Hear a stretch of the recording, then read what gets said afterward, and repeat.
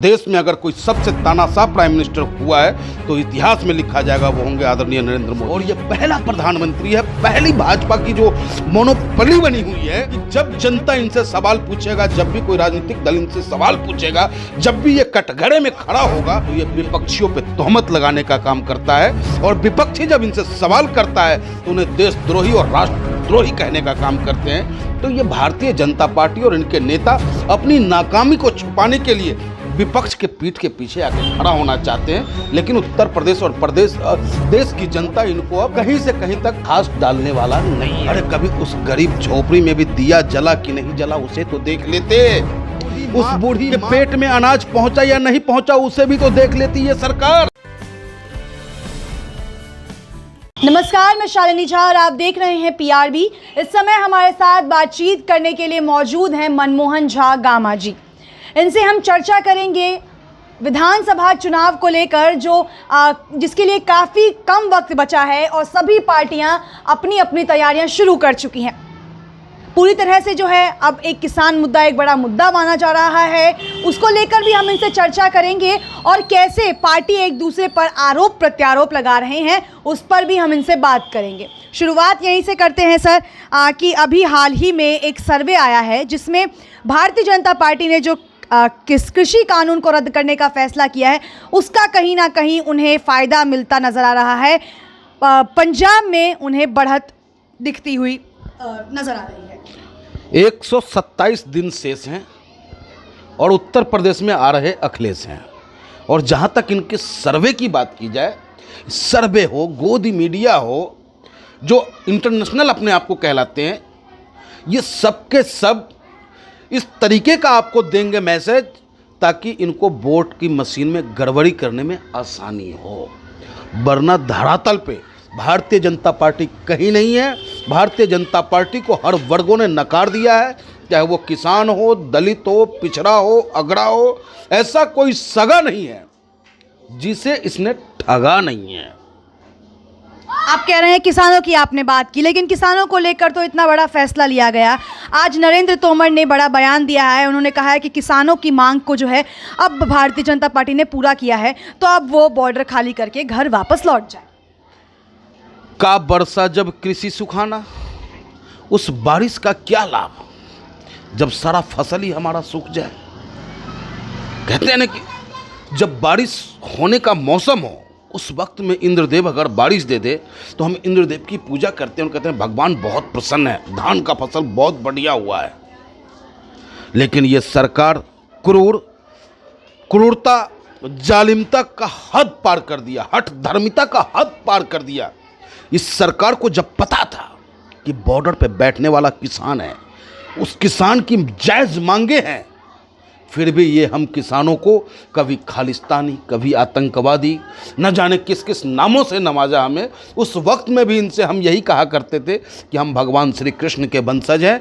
कोई लोग हमें माखन चोर कहता है, कोई किसी नाम से, कोई किसी नाम से पुकारता है, लेकिन हमारी सोच, हमारी जो अभिव्यक्ति है, जो हम चाहते हैं कि क्या होना चाहिए, तो वो सोच यह है कि मानवता को लाभ पहुँचे। और इसी लाभ के तहत किसान बॉर्डर पे बैठा था और किसानों का समर्थन समाजवादी पार्टी कर रहा है, आगे भी करेगा। किसानों की हक की बात जब जब होगी तो समाजवादी पार्टी अग्रणी बन के किसानों के साथ चलेगा। और ये पहला प्रधानमंत्री है, पहली भाजपा की जो मोनोपोली बनी हुई है कि जब जनता इनसे सवाल पूछेगा, जब भी कोई राजनीतिक दल इनसे सवाल पूछेगा, जब भी ये कटघरे में खड़ा होगा तो ये विपक्षियों पे तोहमत लगाने का काम करता है। और विपक्षी जब इनसे सवाल करता है तो उन्हें देशद्रोही और राष्ट्रद्रोही कहने का काम करते हैं। तो ये भारतीय जनता पार्टी और इनके नेता अपनी नाकामी को छुपाने के लिए विपक्ष के पीठ के पीछे आके खड़ा होना चाहते हैं, लेकिन उत्तर प्रदेश और देश की जनता इनको अब कहीं से कहीं तक घास डालने वाला नहीं है। अभी किसानों का मुद्दा जो है अभी भी चुनाव में कहीं ना कहीं एक बड़ा मुद्दा बनकर सामने आ रहा है।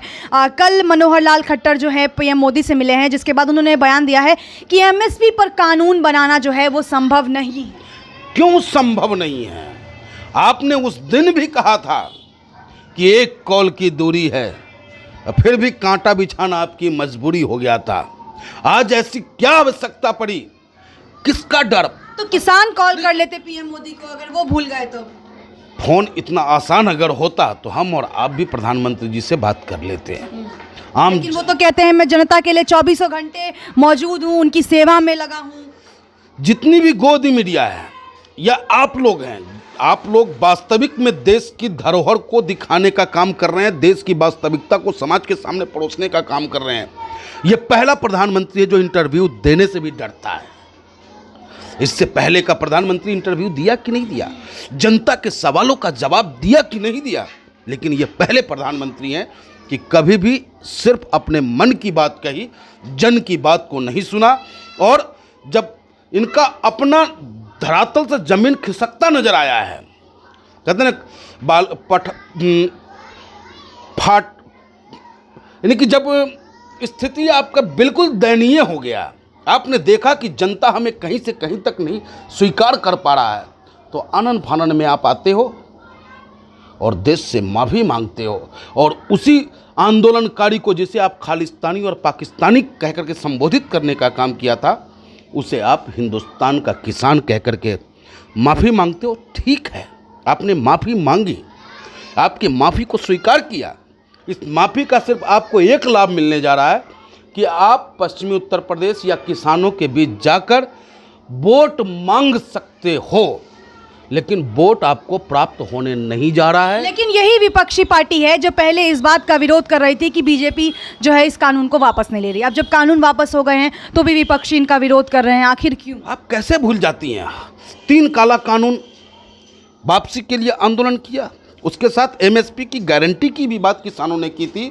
पराली जलाने पे जो मुकदमे दर्ज होते थे वो कह दिया है कि पराली जलाना अपराध नहीं है, नरेंद्र तोमर ने कहा। अब आप सोचे कि कैसे कैसे ये बैकफुट पे आने की तैयारी कर रहे हैं। तो भैया डायरेक्टली से सीख रहे हैं अब इतने दिन बाद, जब सब सारा बाजार लुट गया, जब हिंदुस्तान की अर्थव्यवस्था को मजबूत करने में लॉकडाउन में, या आपको जब देश की स्थिति दयनीय थी, सारा अर्थव्यवस्था डूब चुका था, तब भी किसान 8% ग्रोथ आपको देने का काम किया।